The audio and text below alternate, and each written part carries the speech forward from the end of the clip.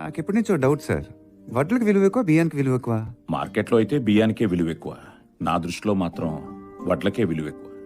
అదెలా సార్? ఈ వడ్లే లేకపోతే బియ్యం ఎక్కడి నుంచి వస్తుంది? ఒకప్పుడు ఈ రైస్ మిల్ మీదే ఆధారపడి ఉంటారు కదా సార్. దీంతోనే మీ కుటుంబాన్ని పోషించుంటారు. దీని మీద వచ్చిన సంపాదనతోనే మీ పిల్లల్ని చదివించుంటారు. ఇప్పుడు ఎందుకు పనికి రాకుండా పోయింది కదా? దీని మీద ప్రేమ చచ్చిపోయిందా?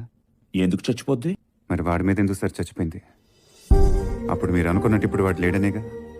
వాడేదో తప్పు చేశాడని కదా సార్ మీరందరూ వాడిని వెలేసింది. వాడు చేసిన తప్పుకి ప్రతిఫలం నేను సార్. ఇందాక మీరు అన్నారు కదా, ఈ వడ్లు లేకపోతే బియ్యం లేవని. వాడు లేకపోతే నేను లేను సార్.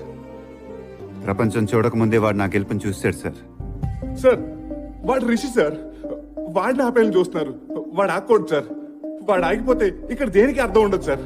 ఆ రోజు నా మీద పడిన నింద వాడి మీద వేసుకొని వాడి జీవితాన్ని నాకు ఇచ్చాడు సార్. చూడు ఎలాగున్నావో. గెలవటం అంటే ఇదిరా. నువ్వు ఓడిపోయావు కదరా. నువ్వు గెలిస్తే నేను గెలిచినట్టే కదరా. దానివల్ల వాళ్ళ నాన్నను పోగొట్టుకున్నాడు, మీ నమ్మకాన్ని పోగొట్టుకున్నాడు. ఈ రోజు వాడు ప్రేమించిన అమ్మాయిని కూడా పోగొట్టుకుంటున్నాడు. కానీ ఇప్పటి వరకు అలా ఎందుకు జరిగిందని మాత్రం ఎవరికి చెప్పలేదు సార్. అది సార్ వాడు నమ్మిన ఫ్రెండ్ కోసం ఎంత చేస్తే ఇంకా ప్రేమించిన అమ్మాయి కోసం ఎంత చేస్తాడు. అలాంటి మన జీవితంలో ఉండాలంటే అదృష్టం ఉండాలి సార్. మరి అదృష్టం మీకుందో లేదో నాకు తెలియదు.